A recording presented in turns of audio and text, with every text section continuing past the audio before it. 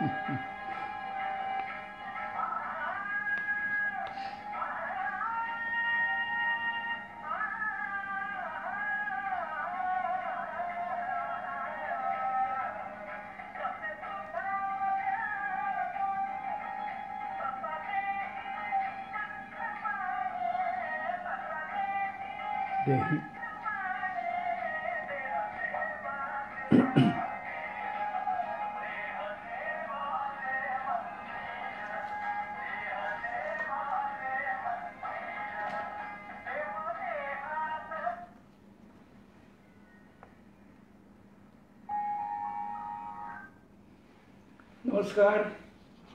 मी चंद्रशेखर ठाकूर.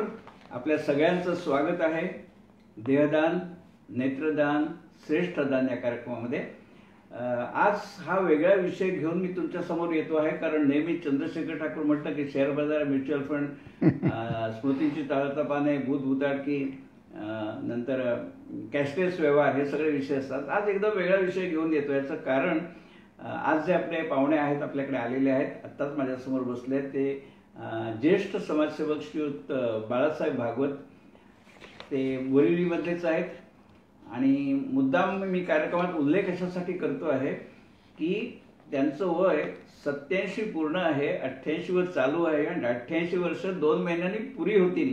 आणि या वयात देखील ते अतिशय म्हणजे एखाद्या तरुणाला लाजवेल अशा उत्साहाने सगळीकडे त्यांचं काम चालू असतं. देहदान, नेत्रदान, अवयवदान आणि भाषणे त्यांची असतात. तर त्याच्याबद्दल थोडक्यात सांगतो, कारण आपण त्यांच्याकडनं जास्त काही माहिती आपण निश्चितपणे घेणार आहोत. त्यांचं पूर्ण नाव बाळकृष्ण वासुदेव भागवत. आम्ही त्यांना बाळासाहेब म्हणून ओळखतो.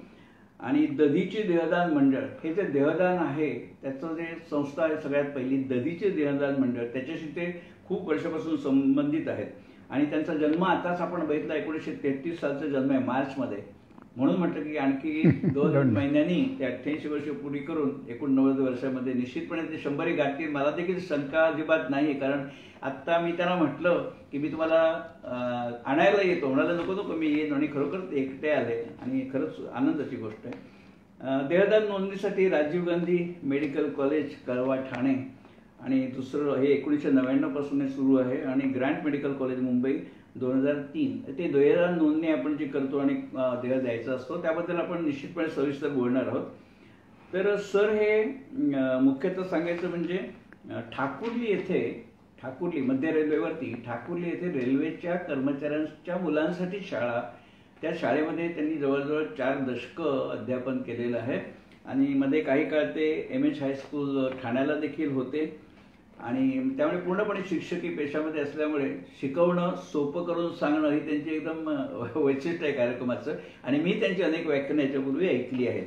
तर आज म्हटलं की ह्या निमित्ताने सगळ्यांना आपण ह्या विषयाची ओळख आणि माहिती होईल. कारण कसं अनेक वेळा असं होतं की जो तो बुद्धीचं सांगतो, त्यामुळे माहिती असेल नसेल तरी तर सरांचं एवढं काम मोठ्या या क्षेत्रामध्ये ना, त्यामुळे त्यांच्याकडनं आपण योग्य ती माहिती पुढच्या साधारणपणे तासाभरामध्ये पण घेऊ.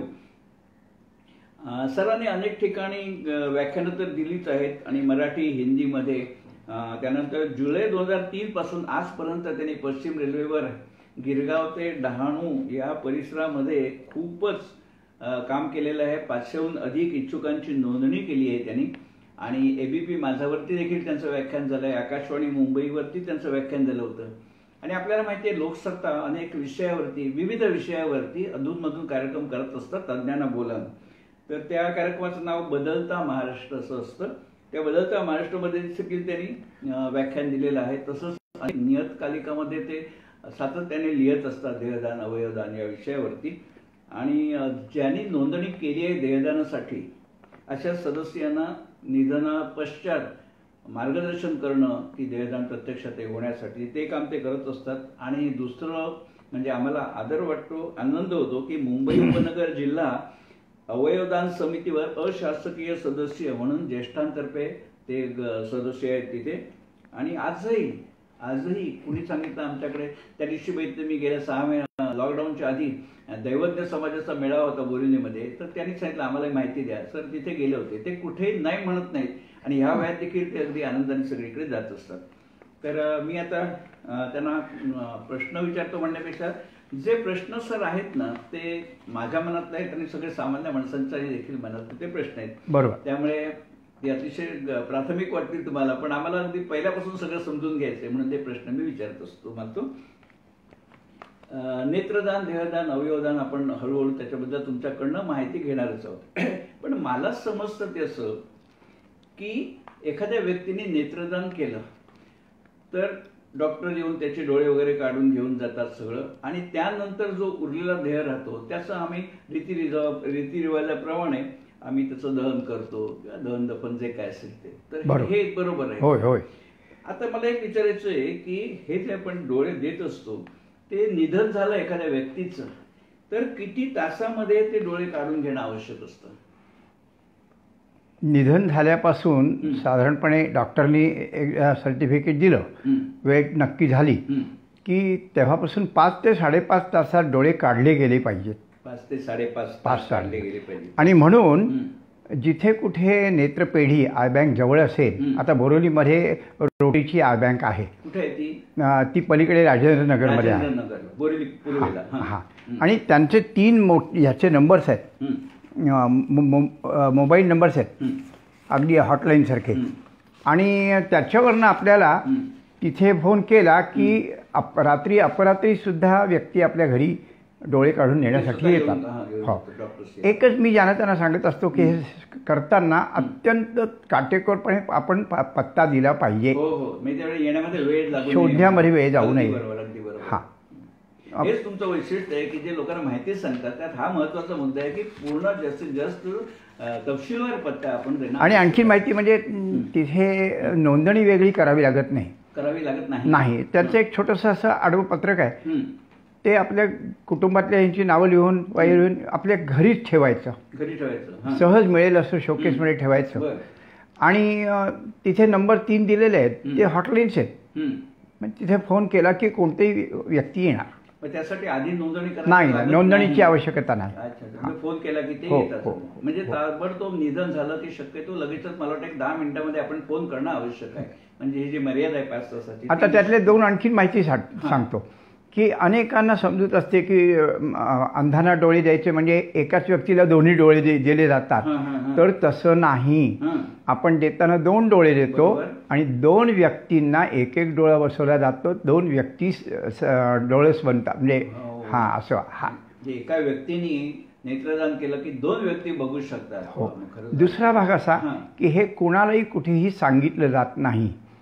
नंतर देणाऱ्याचे नातेवाईक त्याचा गैरफायदा घेऊ शकतात. हे घडत असतं. त्यामुळे डोळे कुणाला लावले हे कळत नाही.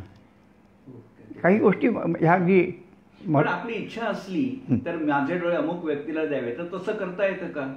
हो, तसं करता. मी आपल्याला विचारतो अशासाठी अनुराग म्हणून एक छान सिनेमा होता, हिंदी सिनेमा होता. त्याची थीम हीच होती नेत्रदानावरती. पण नेत्रदानासारखा विषय तिने डॉक्युमेंटरीसाठी सारखा मांडला नव्हता म्हणून मला तो सिनेमा आवडला. पण एक सोयीचा भाग सांगतो की ह्या नेत्रपेढीकडे आय बँककडे वेटिंग लिस्ट असते. Waiting list? हां. आणि त्या पद्धतीने ते बोलवून बसवले जातात.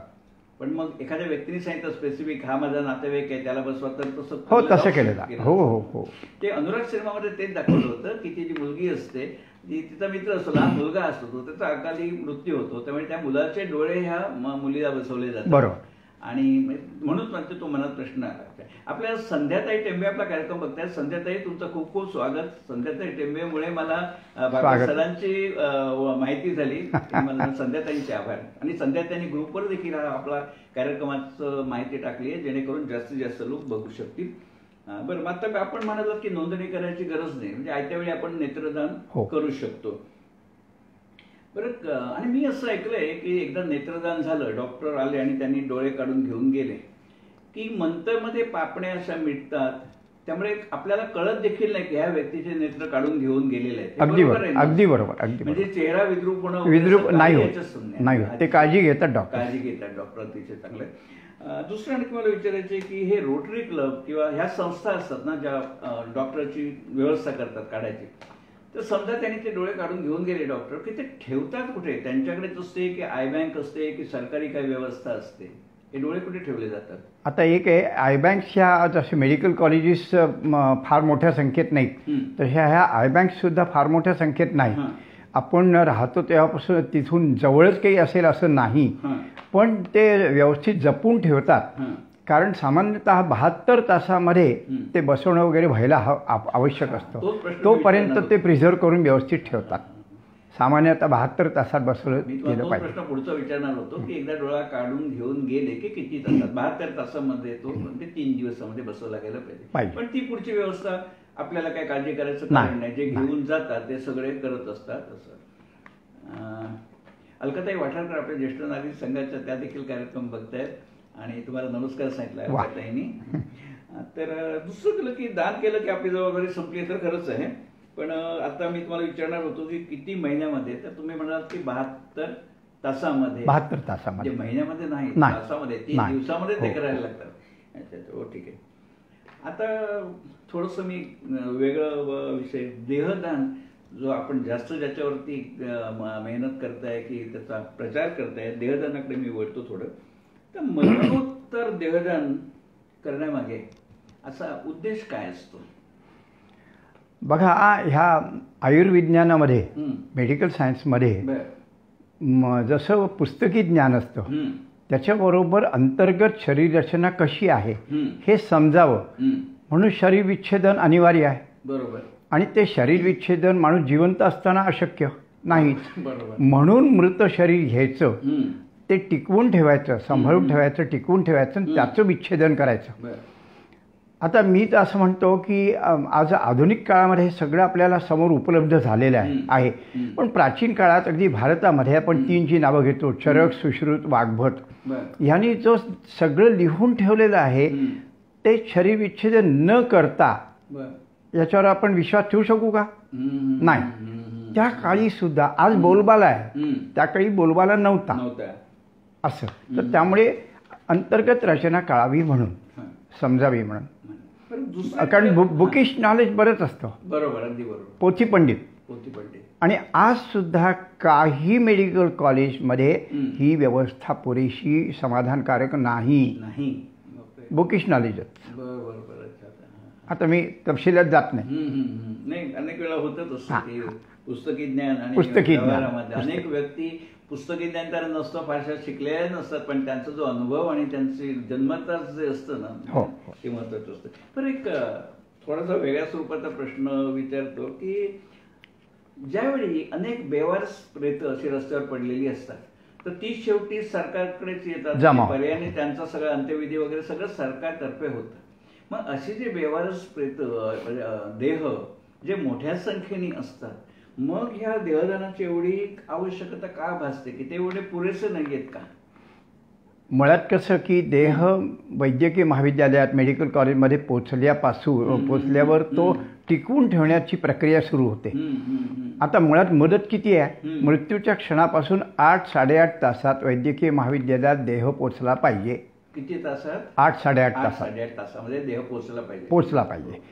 मग त्यामुळे त्यानंतर मग त्याची प्रक्रिया सुरू होते की तो स्वच्छ केला जातो. त्याच्यावर फॉर्मॅलिन नावाचं रसायन 5 लिटर हे शरीरात टोचून सोडलं जातं. आणि त्यानंतर तो फॉर्मॅलिनच्या टाकीत बुडवून ठेवला जातो की जो कितीही काळ टिकतो तो देह. गोव्याला होय, जो सेंट झेवियर आहे ना, होय, नक्की. आता त्या काळात ते नाव माहीत नसेल, फॉर्मॅलिन द्रव तोच असतो. आणि म्हणून हे जे मग आता बेवारस जे असतात ना, एक तर मृत्यू केव्हा झाला याची नोंद नसते. मृत्यूचं कारण, कारण नुसताच मृत्यू झाला आणि देहदान असं नाही. काही विशिष्ट याने मृत्यू झाला तर देहदान होऊ शकत नाही, नोंदणी होऊन सुद्धा. मी तुम्हाला एक सांगतो सर, ज्यावेळी हे फेसबुकवरती या कार्यक्रमाबाबत मी एक निवेदन टाकलं ना, खूप अनेक, म्हणजे मला तुमच्या परिचितच असण्याचा एवढा आनंद झाला की खूप मोठ्या मोठ्या व्यक्तींनी, जसे आमच्या ब्राह्मण सभेचे विनय भोळे IITचे वरदराज बापट अनेक व्यक्तींनी कळवलं की आम्ही सरांना ओळखतो, त्यांचं काम आम्हाला माहिती आहे आणि आम्ही नक्की कार्यक्रम ऐकू म्हणून. तर आताच मला इथे दिसते गंजी ईश्वरा लिंगम म्हणून हैदराबादमध्ये देहदानाची हे चळवळ करणारी संस्था आहे. तर हैदराबादमध्ये त्यांच्यापर्यंत पोहोचलो आणि त्यांनी मुद्दाम दिलंय, त्यांनी गाडी पण दिलाय. त्यामुळे हे आपलं जे सोशल मीडिया आहे ना ते निश्चितपणे एक चांगलं माध्यम आहे. आता बघा ना, आपण मराठीतनं कार्यक्रम करतो, मी मराठीतनं निवेदन केलं पण हैदराबादपर्यंत ते पोहोचण्याची व्यवस्था झाली आहे. दुसरं असं की आपण देहदान केलं, नोंदणी वगैरे सगळी, आणि व्यक्तीचा मृत्यू झाल्यानंतर तो देह आपण मेडिकल कॉलेजमध्ये द्यायला लागतो. तुम्ही म्हणा मेडिकल कॉलेजमध्ये. हा एक लक्षात घ्यायचं, हा विषय मेडिकल कॉलेजचाच आहे, कोणत्याही हॉस्पिटलचा नाही. लोकांच्या डोळ्यासमोर पटकन हॉस्पिटल येतं, म्हणजे मेडिकल कॉलेज ज्या हॉस्पिटलला अटॅच तरी देखील संबंध मेडिकल कॉलेज. अगदी खरं. म्हणजे आपण जे हॉस्पिटल घोकायचं नाही, ग्रँड मेडिकल कॉलेज. खरंच मी या कार्यक्रमाचा माझा उद्देश हाच होता की काही लोकांना विचारलं ना तर जो तो बुद्धीचं सांगतो रामदास स्वामी आपण जे सांगताय ना ते प्रत्यक्ष आपण काम करत असल्यामुळे अनुभव येते की काय होतं. म्हणजे मेडिकल कॉलेज आपण हॉस्पिटलला दिलं म्हणत मी मेडिकल कॉलेजला दिला, कारण ती मंडळी त्याच्यामध्ये अधिकृत आहेत सगळं पुढची प्रोसेस करण्यापुरती. बरं, असा निधन झाल्यावरती आपण देहदान करणार आणि मेडिकल कॉलेजला नेऊन देणार. एक साधा व्यावहारिक प्रश्न विचारतो की ते लोक व्यवस्था करतात किंवा आपल्याकडनं ते घेऊन द्यायची. आता ही तसं अपेक्षा असते, स्वाभाविक अपेक्षा असते, कारण गरज कोणाला आहे विच्छेदनासाठी, त्यांना म्हणजे त्यांनी नेलं पाहिजे की नाही हे खरं. पण ही सगळी त्या ठिकाणी जी प्रशासन असतं, जी व्यवस्था असते, तिथे समाधानकारक असा अनुभव येत नाही. आपण कळवलं आणि तिथे घेणारा माणूस काही मोठा सिनियर डॉक्टर असेल असं नाही, पहिला फोन घेणारा, आणि त्यांनी म्हटलं आमच्याकडे 3 गाड्या आहेत, एक ब्रेकडाऊन आहे, 2 ड्युटीवर बाहेर गेलेले आहेत, म्हणजे उपलब्ध नाहीत, अवेलेबल नाही. मग अशा वेळेला 8-8.5 तासाची मुदत सांभाळायची. आणि म्हणून आम्ही मंडळातर्फे असं म्हणतो की पोचतं करा. मग जवळपास ॲम्ब्युलन्सेस असतात. बरं, आता तर ग्रँड मेडिकल कॉलेज मुंबईतलं हा ह्याचा वाहन खर्च देतो वारसदारांना. मग काय आणि आता आपण म्हणाल की मेडिकल कॉलेजला जशी गरज आहे तशी आम्हाला पण आहे, आमची इच्छा आहे आणि वेळेत झालं पाहिजे. वेळेत झालं पाहिजे आणि आमच्या देहाचा योग्य उपयोग झाला पाहिजे. गरज तशी दोघांनाही आहे. बरं, आपण खूप आपल्याला छान प्रतिसाद मिळतोय. ठाण्याहून मधुसूदन जोशी आणि त्यांच्या सुविद्य पत्नी मेधाताई जोशी, त्या पण शिक्षिका, त्यांनी पण लिहिलंय की फारच छान माहिती सर सांगतायत म्हणून. आणि मेधा जोशींनी नमस्कार सांगितलाय. फक्त आपला विषयाशी संबंधित नाही पण तुम्ही सुद्धा ह्या आध्यात्मिक क्षेत्रातच आहात म्हणून सांगतो. ह्या ज्या मेधाताई जोशी आहेत ना त्या माझ्या वर्गमैत्रीण, त्या वर्ग भगिनी होत्या जवळजवळ 55 वर्षापूर्वी. आणि त्यांनी निवृत्तीनंतर दासबोध आणि ज्ञानेश्वरी स्वतःच्या अक्षरामध्ये लिहून काढली. आणि अक्षर पहिल्या पानापासून आता 608 आणि 582 पानाची ज्ञानेश्वरी दासबोध आहे. शेवटपर्यंत अक्षर त्यांचं अगदी मोत्यासारखं आणि निवृत्ती. मी माझ्या अनेक कार्यक्रमात उल्लेख करतो कारण चांगलं जे आहे ते लोकांसमोर गेलं पाहिजे, प्रेरणा मिळाली पाहिजे. आणि आमच्या वर्ग भगिनी आहेत त्यामुळे मला अभिमान वाटतो. तर दुसरं एक हे नेताना पोलिसांची परवानगी वगैरे घ्यायला लागते का? तसं आपण देह वाहून नेतो आहोत तर वाटेत त्यांनी अडवलं कुठे तर असं काय द्यायला लागतं परमिशन पोलिसांची? नाही, त्या एका विशिष्ट अंतरामध्ये असेल तर परवानगीची काही आवश्यकता नाही. परंतु काही वेळेला कसं होतं की अमुक एक जिल्ह्यामध्ये वैद्यकीय महाविद्यालयच नाही किंवा अतिदूर आहे, म्हणजे आता पालघर जिल्हा आहे तर तिथून जर मुंबईत कडीकडे आणायचं झालं तर पोलीस परवानगी लागते. जिल्हा ओलांडावा लागला तर, नाही तर आवश्यक नाही. आणि ते मिळतं. आपण देहदानासाठी नेतोय म्हटल्यावर आपल्याकडे कागदपत्र असणार ना त्याची, कशासाठी घेऊन जातो अगदी. आणि अशी झालेली आहे. कारण एकेकाळी कसं ठाण्याचं कॉलेज ज्या वेळेला नव्हतं त्यावेळेला डोंबिवलीहून देहदानं झालेली आहेत ग्रँड मेडिकल कॉलेजला, म्हणजे जिल्हा ओलांडला ठाणे आणि बृहन्मुंबई. बरोबर, त्यावेळेला पोलीस परवानगी मिळाली. बरं, आता आपण बघितलं की ज्या मेडिकल कॉलेजमध्ये आपण देहदानासाठी नोंदणी केलेली आहे तर त्याच कॉलेजमध्येच नेऊन द्यायला लागतो. नाही त्यावेळी आपण असं म्हणू शकत नाही तिकडे जायला वेळ होतोय, ट्रॅफिक जाम आहे, दुसऱ्या कॉलेजला देऊ, असं चालतं का? हो, चालतं.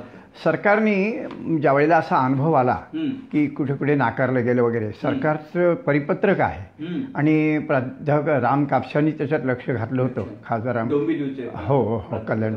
आणि एक परिपत्रक की नोंदणी कोणत्याही मेडिकल कॉलेजमध्ये असली तरी कोणत्याही मेडिकल कॉलेजनी देह स्वीकारला पाहिजे. माझ्या अनुभवामध्ये असं की इथे दहिसरचे एक जोशी नावाचे गृहस्थ हे कोल्हापूरला मुलीकडे गेले होते, दोघी मुली तिथे, आणि निधन झालं, तिथे देहदान झालं. कोल्हापूरला एक वैद्य नावाचे गृहस्थ दादरचे, एकुलती एक मुलगी नाशिकला, 94 वर्षी निधन झालं, त्यांचं नाशिकच्या आडगावच्या त्या ह्याच्यात देहदान झालं. म्हणजे आपला हेतू जो आहे तो पुरा होण्याच्या दृष्टीने असे नियम बनवलेले आहेत. माहिती असत नाही. काही वेळेला कसं आहे की जसं आपण म्हणतो माणूस अनुभवाने शहाणा होतो, तसं प्रशासन सुद्धा अनुभवाने शहाणं. त्यांच्या कानावर या गोष्टी अडचणी येत असतील. म्हणजे तेच असतं की आपल्याला माहिती नसेल तर आपण जरा गलबलून जाऊ की काय करायचं. तसं नाही, आपण देऊ शकतो, कुठेही देऊ शकतो. आणि म्हणून रजिस्ट्रेशनच्या बरोबर हल्ली आय कार्ड असतं, फोटो सकट, ते कायम आपल्या बरोबर ठेवायचं. म्हणजे परगावी गेलं, आणखी दुर्दैवाने मृत्यू झाला, तिथे देहदान. मग आलेलं पत्र नसलं, रजिस्ट्रेशन लेटर, तरी सुद्धा त्या आयडेंटिटी कार्डावर. खरंच खूप उपयुक्त माहिती सांगितली. कारण हे नेहमी मनात प्रश्न असतो, स्वाभाविक आहे, उत्तर मिळायची ही नसते. तर मला सांगा की मृत्यू कुठे जरी झाला असेल तरी देहदान करता येतं का? समजा आपण ट्रेनमधनं जातो आहोत आणि एखाद्याचा डेथ झाला तर नियरेस्ट अर्थातच रेल्वे जवळच्या हॉस्पिटलमध्ये पोहोचवते, मग तिथून त्या हॉस्पिटलमधनं पुन्हा मेडिकल कॉलेजमध्ये घेऊन जायची आपली जबाबदारी आहे. आता त्या ह्याच्यामध्ये तपशील कसा भरला जातो त्याच्यावर अवलंबून. म्हणजे तिथे जर ती गाडी पोस्टमॉर्टमवर आली तर देहदान होणार नाही. ते पोस्टमॉर्टमवर आली तर होणार नाही, कारण पोस्टमॉर्टम म्हणजे विच्छेदन आहे, आणि तिथे जखमा झाल्या, एक्सपोजर टू ॲटमॉस्फिअर, म्हणजे देहदान नाही. परंतु तसं न होता जर असेल तर मृत्यू कुठेही झाला तरी देहदान होऊ शकतं. पण मग मृताचा देह आपण ज्यावेळी हॉस्पिटलमध्ये देतो नेऊन, त्यावेळी काही अडचणी, म्हणजे हे आता तुम्ही सांगितलं त्या व्यतिरिक्त अशा काही अडचणी येऊ शकतात का? तसं पाहिलं येऊ शकत नाही. मुळातच त्याची खातरजमा करून की तिथे देह ॲक्सेप्ट केला जाईल, स्वीकारला जाईल. म्हणजे कसं की आपण मृत्यू झाल्यावर आपले फॅमिली डॉक्टर, आता संकल्पना मोडीत निघत चालले, परंतु ज्यांची ट्रीटमेंट चालू आहे त्यांना बोलावून आपण त्यांचं जे पहिलं घेतो certificate of cause of death, त्याच्यात नोंदी कशा आहेत त्याच्यावर इव्हन मी हल्ली सांगतो की त्या डॉक्टरांचा सल्ला घ्या, मार्गदर्शन घ्या. म्हणजे मग असं की लगेच मी सांगतो, आता बघा की नोंदणी केली आणि मृत्यू झाला आणखीन देहदान नाही, असं संसर्गजन्य रोगाने मृत्यू झाला असेल तर देहदान होऊ शकत नाही. जखमा झाल्या असतील तर देहदान होऊ शकत नाही. बेड सोर झाले असतील तर देहदान होऊ शकत नाही. एक्सपोजर टू ॲटमॉस्फिअर, पोस्टमॉर्टम असेल तर नाही. नंतर कावीळ असेल, म्हणजे ह्याच्या सगळ्या ह्याच्यात एड्स असेल, कॅन्सर असेल, एकेकाळी कॅन्सरची बॉडी स्वीकारत असत, आता स्वीकारत नाही. मला एक गंमत अशी म्हणजे मी उदाहरणं देतो दोन पटकन की प्रभाकर चाफेकर माझा बालमित्र डोंबिवलीला, त्याचं माझ्याकडे नोंदणी निधन, आणि त्या ठिकाणी त्यांनी सांगितलं की ह्या टीबीने मृत्यू आहे, क्षय, देहदान झालं नाही. एक इथलेच बोरिवलीतले विजयकुमार जोशी, ते अंधेरीला स्टेशनच्या जिन्यावर पडले, हॉस्पिटलमध्ये दाखल, पण 24 तासात गेले, पोस्टमॉर्टम नियमाप्रमाणे, देहदान नाही. मला थोडी गंमत अशी वाटली की आपण ह्या विषयातले जाणकार नाही, नुसते तुम्ही द्रष्टे देखील आहात. कारण आता जे तुम्ही बोललेत ना ते सगळे प्रश्न, आता माझ्याकडे पुढचा प्रश्न असा होता की मधुमेह, कॅन्सर वगैरे अशा प्रकारे मृत्यू झाला तर देहदान करता येतं का? त्याला आपण उत्तर सांगितलं की कॅन्सर असं करता येत नाही. कॅन्सर नाही. मधुमेहाचं काय? मधुमेह असेल तर देहदान होतं, होऊ शकतं. ब्लड प्रेशर असेल तर होतं, हार्ट ट्रबल असेल तर होतं, म्हणजे बायपास होऊन गेली असेल आणि एक 7-8-10 वर्षांनी मृत्यू, देहदान होऊ शकतं. कसं आहे की तुम्ही मुळामध्ये शिक्षक असल्यामुळे हे समजावून सांगणं मुलांना, हे जे तुमचं एक आतमध्ये आहे रक्तामध्ये, ते मला खूप म्हणजे संभाव्य शंका कोणत्या येऊ शकतात. संभाव्य शंका, आता तेच मला वाटतं संभाव्य शंका होतो शकतात. म्हणजे मध्यंतरी मी एक भाषण ऐकलं होतं, तर तिथे जे वक्ते होते ते असेच होते. तर कोणी काही प्रश्न विचारत नव्हते. एक ट्रेनिंग होतं एका बँकेचं. तर त्या वक्त्याने विचारलं, अटेंडंट पार्टिसिपंट सगळे बँकेचे ऑफिसर्स होते. तर त्याने विचारलं की तुम्ही कोणी काही बोलत नाही, प्रश्न विचारत नाही, काय झालं, मी काय सांगतो ते समजत नाही का. तर एका पार्टिसिपंटने हेच सांगितलं, तुम्ही म्हणे असं सांगत असता ते ऐकून मनात प्रश्न येत असतो, तो आम्ही विचारणार, एवढ्या पुढच्या स्लाइडमध्ये तुमचं त्याचं उत्तर असतं, त्यामुळे विचारायलाच काही बाकी ठेवत नाही. मी पण हा अनुभव घेतलेला आहे. नाही, खूप खूप खूप छान, खूपच शांत. बरं, दुसरं तुम्हाला विचारायचं होतं की मागे तुम्ही सांगितलं होतं की देहावरची प्रक्रिया केली जाते. आता तुम्ही मगाशी ते सांगितलं ना, कुठच्या तरी ऍसिडमध्ये ठेवलं, काय नाव त्याचं? फॉर्मेलिन. मला गोव्यातला जो मृतदेह आहे चर्चमध्ये, तो तर काही शेकडो वर्ष. हो. नाही, अनिर्बंध काळ बॉडी टिकते. बरं, आपण देहदान केलं तर त्यानंतर, म्हणजे हा प्रश्न अनेक लोकांना असतो की देहदान केल्यानंतर आमचे जे धार्मिक विधी आहे 10व 12व 13व, तर ते करता येतं करता येत नाही, की त्यासंबंधी कसं काय होतं त्या गोष्टी? मुळात बघा, सुरुवात आपण एक अस्थींपासून करू. लोक आधी विचारतात की अस्थी मिळतात का. आपण संपूर्ण शरीर उचलून देऊन टाकतो, बरोबर, आणि त्या संपूर्ण शरीराचा वापर केला जातो. त्यामुळे अस्थी मिळत नाही, एक भाग. आता दिवस कार्य जे आहे 10वा 12वा 13वा आहे, हे जाणाऱ्याच्या, ज्यांचं निधन होतं त्यांच्या इच्छेवर आणि नातेवाईकांची इच्छेवर, इच्छा जर असेल तर होऊ शकतं. तशा आपल्या धर्मशास्त्रामध्ये तरतुदी आहेत त्या शास्त्रामध्ये. म्हणजे मग असं गुरुजींना सांगून ठेवलं, आणखीन 10व्याला तिथे आपण गेलो की गुरुजी त्या पद्धतीने ते हे करून पुढचं सगळं करतात. मग माझे मेव्हणे आणखीन माझी बहीण यांचं देहदान दोघांचंही झालं आणि दिवस कार्य झालं हे व्यवस्थित. तुम्ही हे बोलताना मला एक प्रश्न सुचला असा की आपण मला धर्मशास्त्रामध्ये त्याचा उल्लेख आहे म्हणून, म्हणजे मग देहदान ही जी संकल्पना आहे की त्या काळामध्ये सुद्धा होती असणार. मी मगाशीच म्हटलं की चरक सुश्रुत वाग्भट आणि शरीर विच्छेदन केलेलंच आहे. बरं, धार्मिक विधीचं एक मला कुणीतरी सांगत होते ग्रस्त, की त्यांना सांगितलं की आपण म्हणाल तसं अस्थी मिळायचा प्रश्नच नाही, कारण तुम्ही सगळं देह देऊन टाकलं नाही. पण त्यांनी सांगितलं की ह्या परिसरातला, मेडिकल कॉलेजच्या परिसरातला एखादा तुम्ही दगड, म्हणजे अगदी म्हणतो, अगदी बरोबर, मी विसरलो सांगा. काय अशा वेळेला हे करायचं आहे असं म्हटलं तर त्या मेडिकल कॉलेजच्या बाहेरचा दगड उचलून आणावा. तो दगड हे एक प्रतीक आहे, आणि ते सगळे विधी झाल्यानंतर त्याचं विसर्जनच करायचं असतं, तो घरात सांभाळायचा नसतो. तर तसं उचलून आणावा तिथून आणि त्याच्यावर हे करावं. आपल्या माधवीताई नानं त्या म्हणतात खूप सविस्तर माहिती मिळते. धन्यवाद गुरुजी, आपले नमस्कार सांगितले. तसे विलास महाडिक ते पण म्हणतात कार्यक्रमाची सुरुवातच एवढी छान झाली आणि सर खूप छान सांगतात म्हणून. आणखी मला बरेच प्रश्न आहेत. आपल्याला तसं फारसं वेळेचं नसलं, नाही वेळेचं बंधन नाही आपल्याला, कारण काय टीव्हीचा कार्यक्रम नाहीये. पण जे जे मनात आहे ते सगळं विचारायचं म्हणून मी सगळं बरोबर. आणि दुसरी गोष्ट, पुन्हा तुम्हाला मला त्रास द्यायचा नाहीये. पण समजा आपण देहदानाची नोंदणी केलेली आहे, सगळं रिसर केली आहे, पण काही कारणामुळे आपण देहदान करू शकलो नाही, तर काय? तर खरं म्हणजे काहीही होत नाही. म्हणजे असं की नोंदणी तिथे आहे आणि देहदान, म्हणजे काही वेळेला असं होतं की वारसदार जरा दुर्लक्ष करतात. म्हणजे फॉर्म भरताना no objection from close relative, तिथे 2 सह्या लागतात. त्या 2 सह्या असून सुद्धा वारसदार काही वेळेला दुर्लक्ष करतात आणि देहदान होऊ देत नाही. मेडिकल कॉलेज ह्याच्याकडे मुळीच लक्ष देत नाही. त्यांच्याकडे नोंद, ते कधीही कुणालाही जाब विचारत नाही की, आणि मुळात त्यांच्यापर्यंत मृत्यू झाल्याची बातमी पोहोचण्यावर अवलंबून. नाही, कसं होतं की माझीशी वाटलं की समजा आपण देहदान केलं, त्यांच्याकडे नोंदणी आहे, तर उद्या त्यांच्याकडनं क्लेम येणार नाही की आम्हाला बॉडी मिळाली नाही. आणि मुळात कसं की त्यांच्याकडे हजारोनी नोंदणी होत असते, त्यांना गरज काही शेची असते. अगदी बरोबर.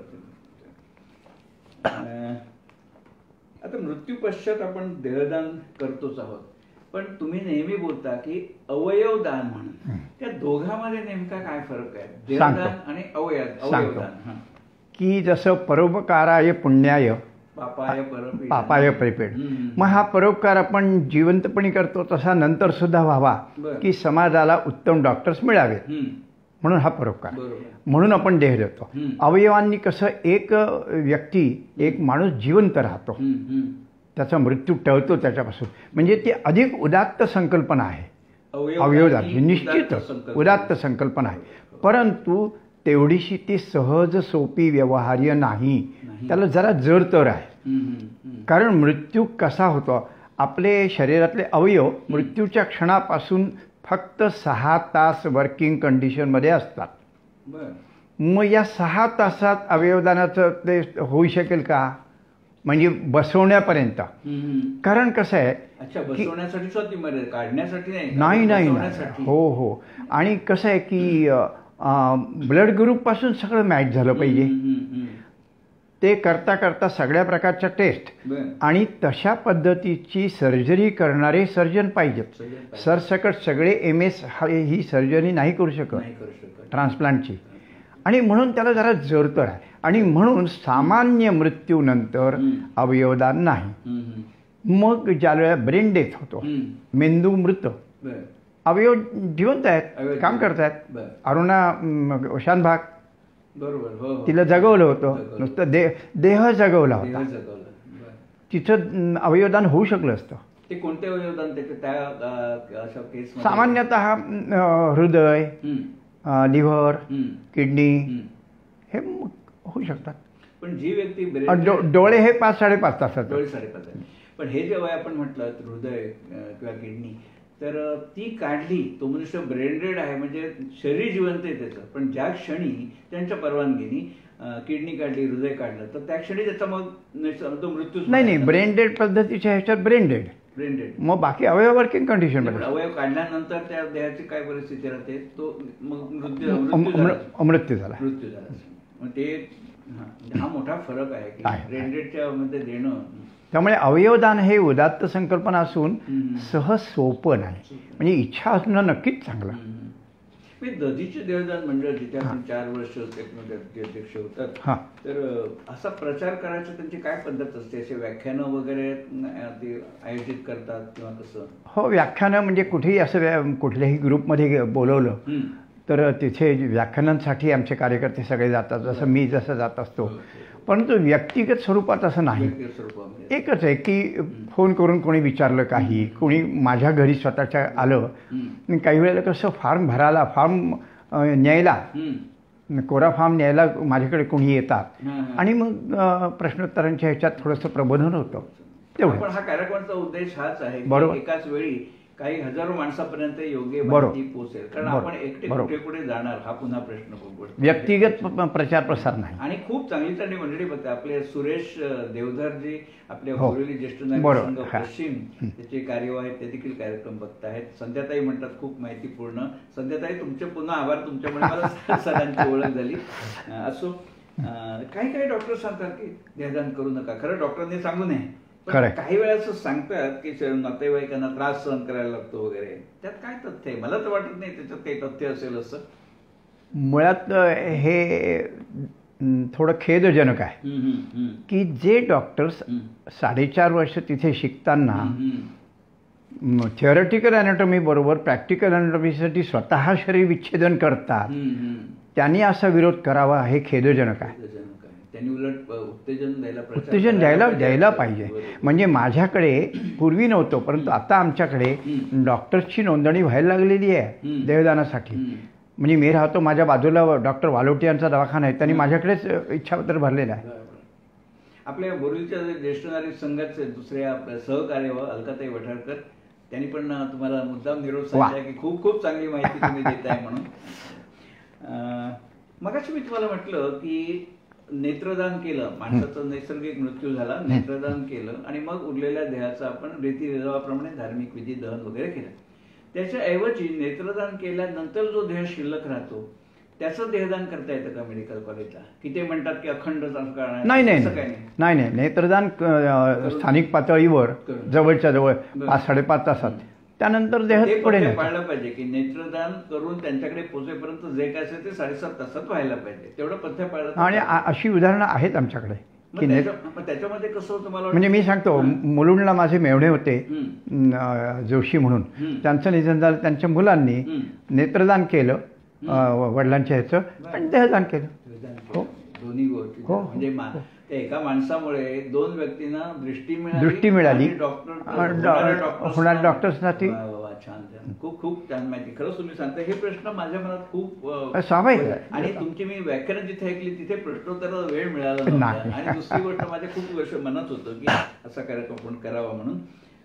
तर ते दधीचे देहदान मंडळासारखे आणखी मला वाटतं खूप ठिकाणी असं संस्था. आता हे मंडळाला आमच्या जवळजवळ 30-32 वर्ष होऊन गेली.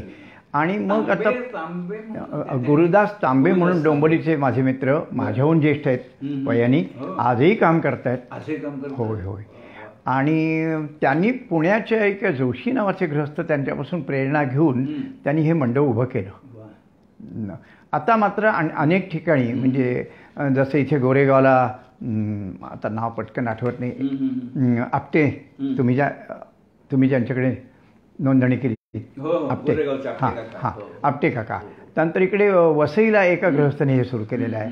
असं आता अनेक ठिकाणी सुरू होत आहे. आणि याच्यात आम्ही असं कधीही करत नाही. जिथे कुठे चाललंय काम त्याला प्रोत्साहन. आमच्या माधवीताई नांगल मगाशी त्यांनी प्रतिक्रिया दिली होती. त्या म्हणतात, एका अनवट विषयावर चर्चा घडून आणल्याबद्दल आयोजकांचे धन्यवाद. अरे वा. इथे ताई आयोजक असं कोण नाही, मी चंद्रशेखर ठाकूर. मला खूप आदर आहे सरांबद्दल, त्यामुळे माझी खूप दिवसांची इच्छा होती. पण तुम्ही आता विचारत माधवीताईंनी म्हणून सांगतो, आपण हे निवेदन वगैरे फेसबुकवर टाकलं, व्हॉट्सअपवर टाकलं, तर मला लातूरच्या मंडळाकडून दुपारीच मेसेज आला की तुमची खूप कल्पना चांगली आहे, कार्यक्रम करतायचा आनंद आहे, असाच कार्यक्रम तुम्ही दर महिन्याला करा. कारण माझे इतर कार्यक्रम असतात, शेअर बाजार, आर्थिक, ते म्हणाले तुम्ही दर महिन्याला करा, आम्ही आमचा बॅनर पाठवू, तो आमचा बॅनर तुम्ही मागे असा लावा. म्हटलं मला अडचण नाही.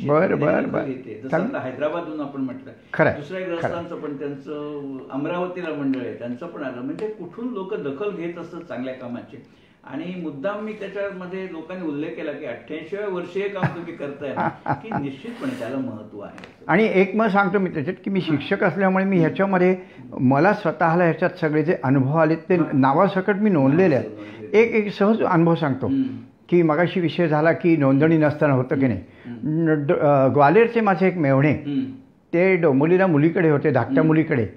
माझा रेडिओवरचा कार्यक्रम ऐकून त्यांनी ठरवलं होतं, बाळमामा म्हणतो ते बरोबर आहे म्हणून तर देहदान करायचं. नोंदणी झालेली नव्हती. आणि इथे डोंबिवलीलाच त्यांचं निधन झालं. मुली जावयांचा फोन आला मला की बाळमामा असं आहे, काकांनी असं व्यक्त केलं होतं. मी म्हटलं ॲफिडेव्हिट करा लगेच जाऊन, आणि त्यांचं देहदान झालं. सर मला अनुभव आणि खरंच मला तुम्हाला पुन्हा मला आश्चर्य असं वाटतं. आता माझ्यासोबत प्रश्न क्रमांक 23 आहे, त्याच्यात मी लिहिलंय की आधी नोंदणी केलेली नसली तरीही मृताचे नातेवाईक आयत्या वेळी निर्णय घेऊन देह परस्पर मेडिकल कॉलेजला देऊ शकतात का, असा माझा प्रश्न होता, जो विचाराच्या आधीच तुम्ही उत्तर दिलं. खरंच म्हणजे आपल्या दोघांचं जे ट्युनिंग बरोबर. आणि तुम्ही खरंच खूप छान सोपं सांगता. मला आठवतं पु ल देशपांडे, आपले पुलंनी एका ठिकाणी छान लिहिले पुस्तकामध्ये, म्हणजे एक मजा म्हणून फक्त मी सांगतो. ते म्हणतात, कठीणातला कठीण विषय सोप्यातला सोपा करून सांगणं म्हणजे उत्तम शिक्षक, आणि सोप्यातला सोपा विषय अधिकाधिक कठीण करून शिकवणं म्हणजे प्राध्यापक. गमतीचे विषय पण सोडून देऊ, पण खूप छान तुम्ही सांगताय. कारण आपल्याला ज्या प्रतिक्रिया येत आहेत ना, तर त्या निश्चितपणे.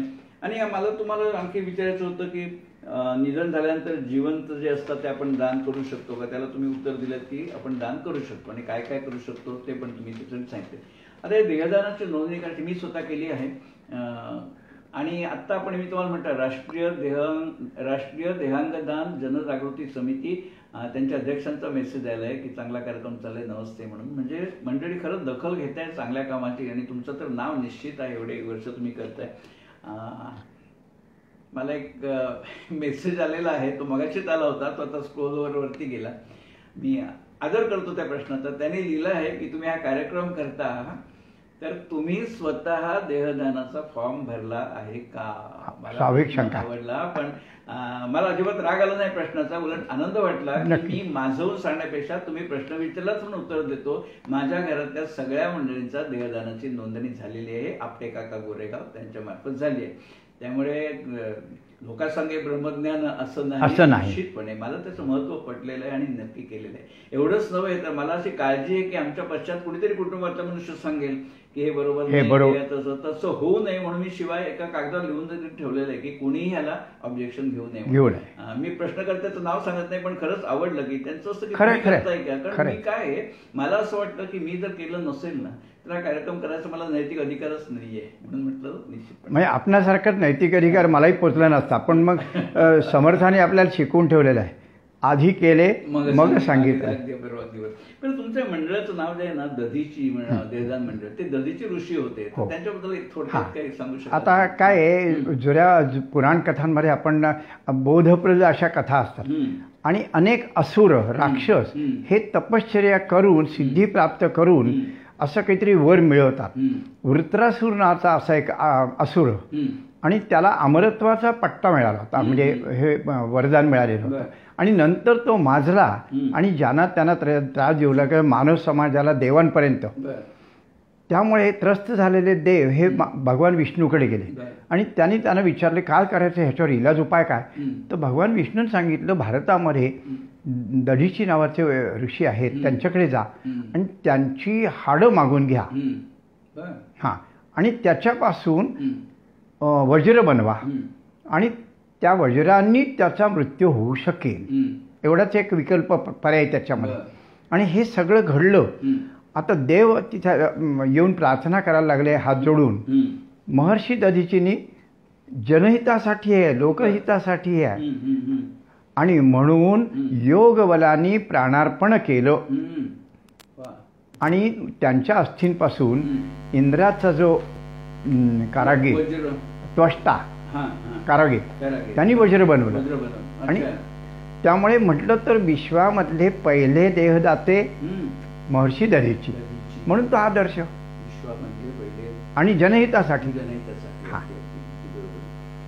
बरं, अवयवदान आता मगाशी तुम्ही म्हणाला की जर करायचं तर पूर्ण शरीरच द्यायला लागतं. त्यामुळे ह्या एका हॉस्पिटल याच्यामध्ये प्रश्नच येत नाही, मेडिकल कॉलेज असते. त्यामुळे एका मेडिकल कॉलेजला एवढे असं काय करता येत नाही, काय करायचं ते एकाच नाही. काही आता असं आहे की सरकारी महाविद्यालयांकडे ही शरीर अधिक जातात, त्यांच्याकडे अधिक होण्याची शक्यता असते.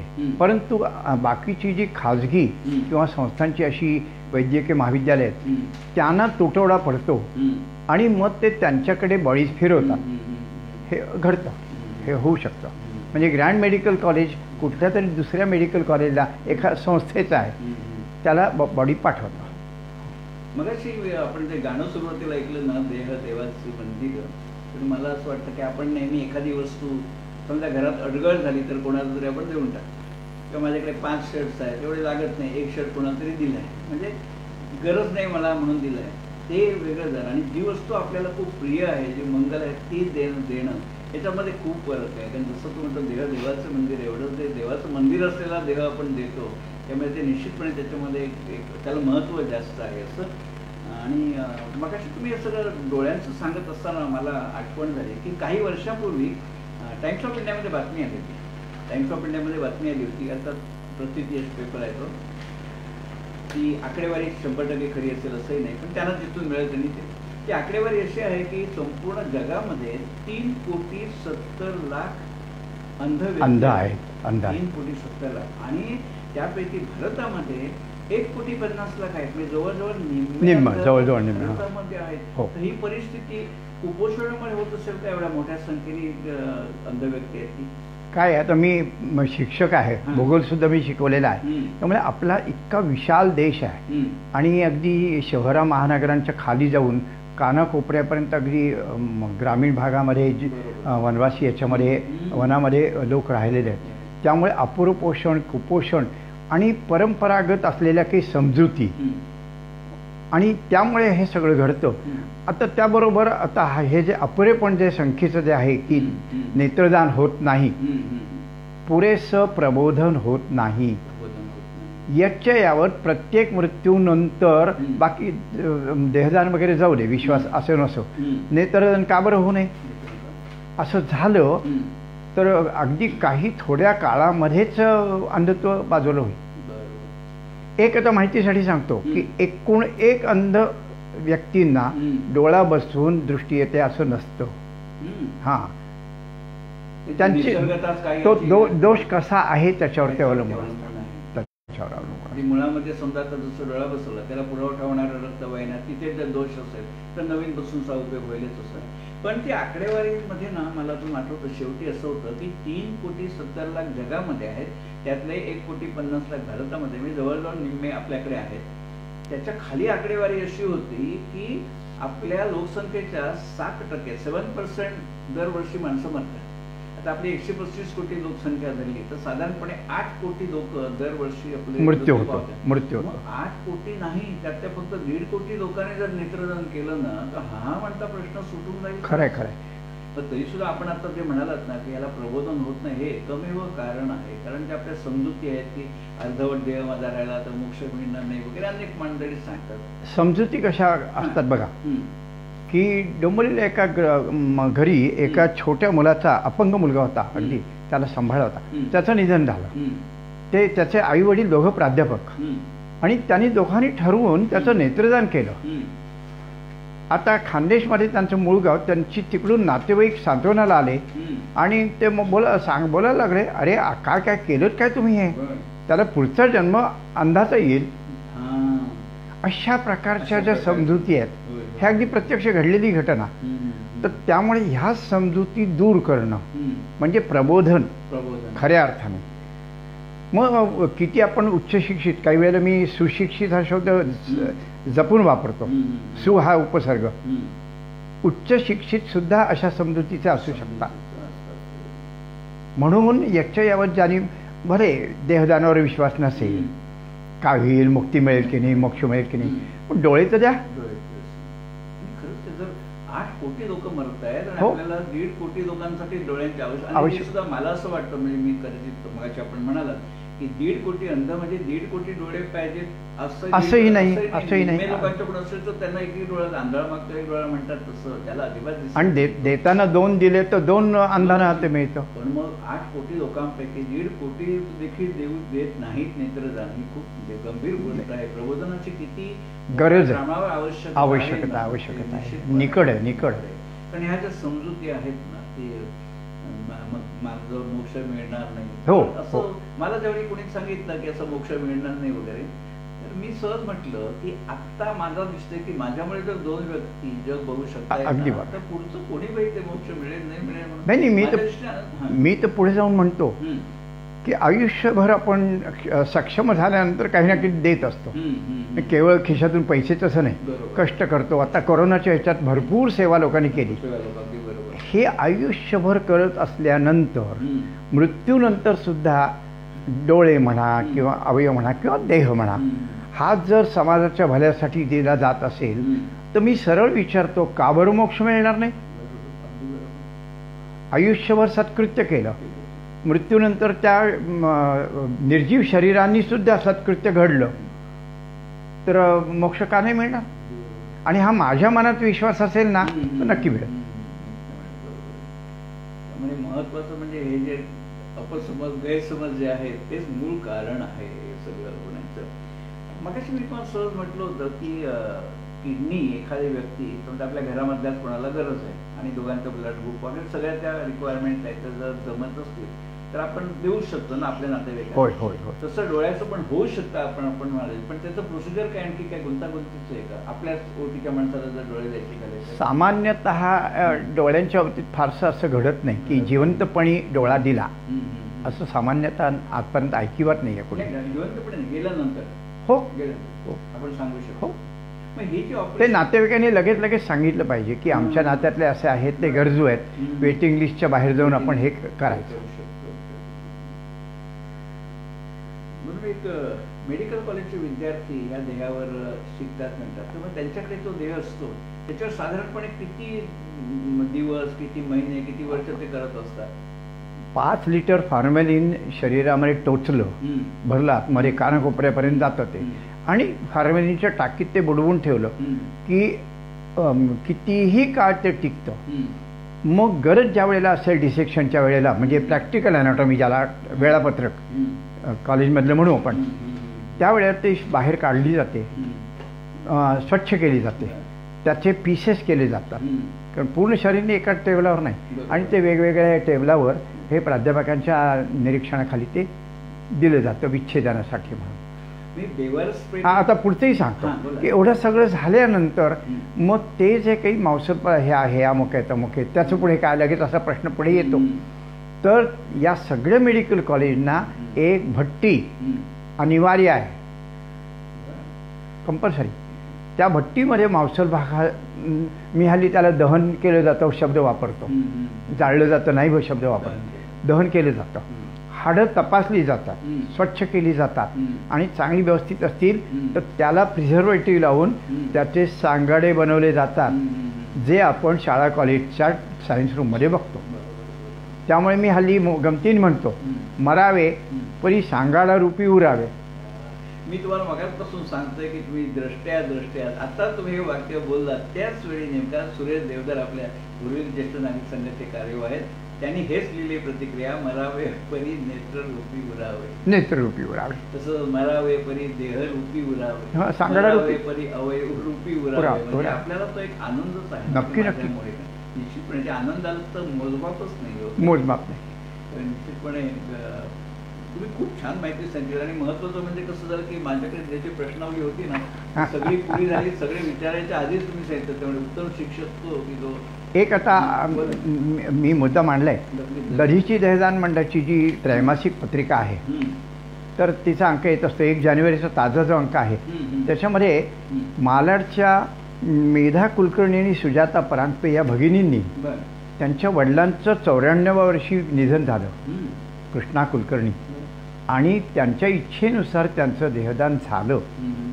तो अनुभव त्यांनी 1.5 पानाचा लिहून पाठवला आहे. त्यातला एक भाग मी मुद्दाम वाचून दाखवतो की एक संभाव्य प्रश्न असा की तिथे मेडिकल कॉलेजमध्ये कसा व्यवहार होतो, तो व्यवहार समाधानकारक असतो का, असा काही. हे बघा मी वाचतो इथे. ग्रँड मेडिकल कॉलेजच्या ॲनाटॉमी डिपार्टमेंटच्या इमारतीबाहेर पोचलो. एक कृतार्थ क्षण आमची वाट बघत होता. डॉक्टर प्रसाद कुलकर्णींनी आम्हाला रिसीव्ह केलं. नंतर कॉलेजचे व्हाईस डीन आणि ॲनाटॉमी विभाग प्रमुख डॉक्टर दीपक जोशी यांच्या केबिनमध्ये गेलो. त्यांनी बरंच काही समजावून सांगितलं. देहदानाचा वैद्यकीय शिक्षण संशोधनासाठी कसा उपयोग केला जातो, विविध शाखातल्या विद्यार्थ्यांना, डॉक्टर्सना मृतदेहातल्या विविध अवयवांचा कसा अभ्यास करता येतो, देहदानामुळे कॉलेजच्या म्युझियममध्ये कशी भर पडते, अभ्यास संशोधनासाठी मृतदेहांचा तुटवडा पडतोय आज, म्हणून जास्त लोकांनी देहदान केलं पाहिजे. पुढे त्या म्हणतात, तिथे कॉलेजातल्या अधिकारी डॉक्टर्सची कर्मचाऱ्यांची सहृदयता फारच भावली. सहृदयता. डॉक्टर दीपक जोशींनी वडिलांची इच्छा पूर्ण केल्याबद्दल आम्हा बहिणींचं कौतुक केलं. जे कडून सर्टिफिकेटही मिळालं. जे कडून मिळालेलं सर्टिफिकेट वाचण्यासारखं आहे. हां, धन्यवाद देतात ते. आभार. त्यांनी दधीची देहदान मंडळातर्फे देहदानासाठी नोंदणी केली होती. म्हणजे मी सांगतो ती नोंदणी माझ्याकडे झाली होती. मी स्वतः मालाडला घरी गेलो होतो. मंडळाच्या कामाचं त्यांना कौतुक आहे. आणि अशासाठी एक मला असे जेवढे कार्यक्रम होत असतात ना त्यावेळी अनेक श्रोते प्रेक्षक सांगतात की तुमचा नंबर मिळेल का म्हणून. तर माझा तरी अनुभव असा आहे की ज्यावेळी असे कधी व्याख्यान असतात ना त्यावेळी वक्ता जो आपला नंबर सांगतो तो इतका घाईघाईत सांगतो की समोरच्या माणसाला लिहायला देखील अवधी असत नाही. प्रश्न असा आहे की मला जर खरोखर इच्छा आहे की समोरच्याने मला संपर्क साधावा तर मी त्यांना समजेल असं सांगितलं पाहिजे. जसं मला तुमचं ते आवडलं की तुम्ही जो नंबर, उलट मला तर सांगायला आनंद वाटतो की सरांना मी विचारलं की हा कार्यक्रम ऐकल्यावरती अनेक लोकांना इच्छा असते की तुमच्याशी बोलायची, तर तुमचा नंबर देऊ का, तर त्यांनी सांगितलं आनंदाने द्या. म्हणून मी सरांचा नंबर देतो, बाळासाहेब बाबू सरांचा. त्यांचा नंबर तुम्ही लिहून घेऊ शकता. 98201629 224. मी पुन्हा एकदा मराठीत सांगतो, 98 201 62 924. आणि मला खात्री आहे की खूप संख्येने तुम्हाला निश्चितपणे फोन येत असतील आणि येणारच आहेत. पण तुम्ही जे तुमची तळमळ आहे ना, त्याला खरोखर लाख लाख प्रणाम तुमच्या आणि या तळमळीला. आणि खरोखर म्हणजे आम्हाला आदर्श आहे. आता ह्या वयामध्ये सुद्धा आपण एवढ्या मोठ्या प्रमाणामध्ये काम चाललंय आणि आपण स्वतः जाता. मला खरंच आज थोडंसं गिल्टी वाटतं. मी तुम्हाला म्हणते, मी तुम्हाला आणायला येतो, तुम्ही म्हणालात नाही स्वतः येईल म्हणून. आणि एवढं तुम्ही अशीच तब्येत तुमची निश्चितपणे माझी परमेश्वराकडे प्रार्थना आहे की अगदी 100 पर्यंत तुमची तब्येत अशीच राहो, चांगलं चांगलं काम तुमच्या हातून घडत राहो. आणि आपल्या शुभेच्छांनी मी स्वतः 100 वर्ष जगायला तयार आहे. कारण कसं आहे, मी थोडा अनेक हजारो लोकांच्या शुभेच्छा तुमच्या पाठीशी आहेत. मी मध्यंतरी तुमचा कार्यक्रम बघितला होता दैवज्ञ समाजामध्ये. लोक म्हणजे मेस्मेराईज झाल्यासारखे ऐकत होते, कारण या सगळ्या गोष्टी आपल्याला माहिती असत नाहीत. आणि किती बारकाव आहे. जसं सरकारी ऑफिसमध्ये गेलं ना की अनेक वेळा असा अनुभव येतो की त्या व्यक्तीला त्या डिपार्टमेंटची माहिती असते, बाजूच्या डिपार्टमेंटला काय चाललं त्याला माहिती असत नाही. पण तुमचा आता बघितलं मी सगळे हे केमिकल कुठे बुडवतात ते नंतर त्याच्या संबंधी कायदे वगैरे खूपच म्हणजे विस्तृत त्या विषयाची माहिती तुम्ही स्वतःला अपडेट करून घेता. हे वाखाणण्यासारखं आहे. आणि महत्वाचं म्हणजे ह्या वयामध्ये सगळं तुम्ही स्मृती तुमची खूप. मग एक समारोपादाखल मी असं म्हणेन की हे सगळं जे माझ्याकडून घडतं आहे ह्याला म्हणजे माझ्या आयुष्याच्या अखेरपर्यंत काम करत राहिलेले माझे वडील, त्यांचे संस्कार, आईवडिलांचे संस्कार आणि राष्ट्रीय स्वयंसेवक संघाचे संस्कार, गुरुदास तांबे दहीची मंडळाचे जे संस्थापक त्यांचे संस्कार, आणि याला याचं सगळ्याचं श्रेय आहे. आणि मी स्वतः शिक्षक आहे, त्यामुळे मला थांबता येत नाही. मी एक हिंदी कवितेचं माझ्या जीवनाचं सूत्र आहे. भगवती चरण नाही सॉरी काय बरं असं त्या कवितेच्या शेवटच्या 2 ओळीच्या आहेत. खाली पात्र किसी का, खाली पात्र किसी का अपनी प्यास बुझाकर भर देने से, खाली पात्र किसी का अपनी प्यास बुझाकर भर देने से मैंने अक्सर यह देखा है मेरी गागर भर जाती है, मेरी गागर भर जाती है. माझ्या जीवनाचं सूत्र हे आहे. अनेक मंडळींचं कसं इच्छा असते, पण अनेक लोकांना फेसबुकवरती अकाउंट नसतं किंवा अनेक ज्येष्ठ नागरिक आहेत त्यांचं फेसबुक अकाउंट असतं, पण ते मुलांनी मुलींनी नातवाने ओपन करून दिलेलं असतं. त्यामुळे अनेक वेळा काय होतं, ह्या लॉग इन घेताना अडचण येते. लॉग इन ID विचारतो. त्या सगळ्यांच्या सोयीसाठी माझी एक पद्धत आहे की प्रत्येक कार्यक्रम फेसबुक लाईव्हला झाला ना की पुढच्या 2 तासात तो यूट्यूबवरती जातो. हा जो आपला कार्यक्रम आहे तो साधारण पुढच्या 2 तासामध्ये यूट्यूबला जाईल आणि त्या यूट्यूबच्या कार्यक्रमाची लिंक मी फेसबुकवर देखील टाकेन. शिवाय कोणाला मला स्वतंत्र विचारायचं असेल तर माझ्याशी संपर्क करू शकता. माझा नंबर आहे 9820389051. मराठी सांगतो 98 203 89 051. शिवाय फेसबुकवर देखील मी उपलब्ध असतोच. फेसबुकवर तुम्ही विचारू शकता काही प्रश्न असतील किंवा सरांना काही विचार. सरांनी आपला नंबर दिला आहे, तो निश्चितपणे तुम्ही त्यांच्याशी संपर्क साधू शकता. पण यूट्यूबची लिंक जी आहे ती मी फेसबुकवर पण टाकेन. शिवाय मला व्यक्तिगत तुम्ही व्हॉट्सअप केला तरी व्हॉट्सअपवर पण लिंक देईन आणि साधारणपणे पुढच्या 2 तासात ती जाईल. हेतू असा असतो की यूट्यूब माणसाला सोयीन. सध्या प्रत्येकाचं असं असतं की ठराविक वेळी बघू शकत नाही. फेसबुकवरती सांगितलं तसं मेंबर असतं नाही. आणि यूट्यूबवर कसं सवगती बघता येतं, थोडं आत्ता बघूया, थोडं जेवण झाल्यावर बघूया, उरलेलं उद्या बघूया. ही जी सोय आहे यूट्यूबची आणि तंत्र आहे, आपण त्याचा उपयोग करून घेतला पाहिजे. त्यासाठी या यूट्यूबवर कार्यक्रम निश्चितपणे मी टाकेन. आणि मी या निमित्ताने समाधान व्यक्त करतो आणि चंद्रशेखरजींना मनापासून धन्यवाद देतो की हा एक आवश्यक विषय हा अनेकांपर्यंत. प्रश्न आहे, देहदान पत्रिका कशी मिळेल म्हणून त्यांनी विचारलं आहे, तो थोडक्यात सांगू शकाल? देहदान पत्रिका कशी मिळेल? देहदान मंडळाचं सभासद जे होतात तर त्यांना ही पत्रिका पाठवली जाते किंवा त्यामुळे मग माझा संपर्क करा म्हणजे आपण आणखी सांगू. आपण संपर्कासाठी नंबर दिलेला आहे. खरंच मलाही आपले आभार मानावेसे वाटतात. तुमच्यामुळे लोकांपर्यंत पोहोचता आलं आणि ज्या प्रतिक्रिया आल्या त्यामध्ये निश्चितपणे आपल्याला खूपच छान प्रतिक्रियावरून कळतं की खूपच छान आवडलाय म्हणून.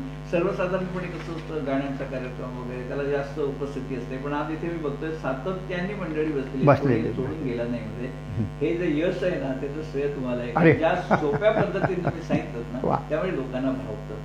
कारण आचार्य यात्रेने एका ठिकाणी छान लिहिलंय की सोपं बोलणं हे खूप कठीण असतं आणि कठीण बोलणं हे खूप सोपं असतं. तसं तुम्ही कठीण विषय पण खूप सोप्या शब्दात सांगतात आणि विविध अंगाने त्याच्याबद्दल त्याच्यावर माहिती दिली, त्याबद्दल धन्यवाद. पुन्हा आपण असे भेटत राहू. जरूर.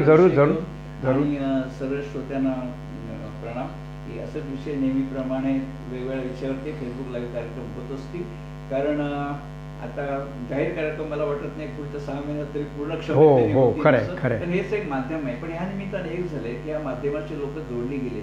2 मनुष्य पूर्वी म्हणे मला फेसबुक कळत नाही, युट्यूब कळत नाही, ती मंडळी आता बघताय. तर हळूहळू हेच तंत्र कदाचित पुढे रुळत राहील. जसं आता लग्नाला 500 माणसं बोलायची ते तर 50 मध्ये कदाचित ह्याच ऑनलाईन व्यासपीठावरून लोक त्याला एक कम्फर्टेबल होतील असं वाटते. आणि आपण इथे थांबू. हा कार्यक्रम 1 तासाचा होता आणि सरांचं कौतुक करायचं म्हणजे त्यांनी मला सांगितलं की मी घरी रिहर्सल केलेली ह्या 1 तासातच संपेल, फार फार 65 मिनिटं. तसा 63 मिनिटाचा कार्यक्रम झाला. त्यामुळे हे शिक्षक असल्यामुळे त्यांचा जो हा वेळेचा वेळेत मोरती सगळ्यांचे धन्यवाद.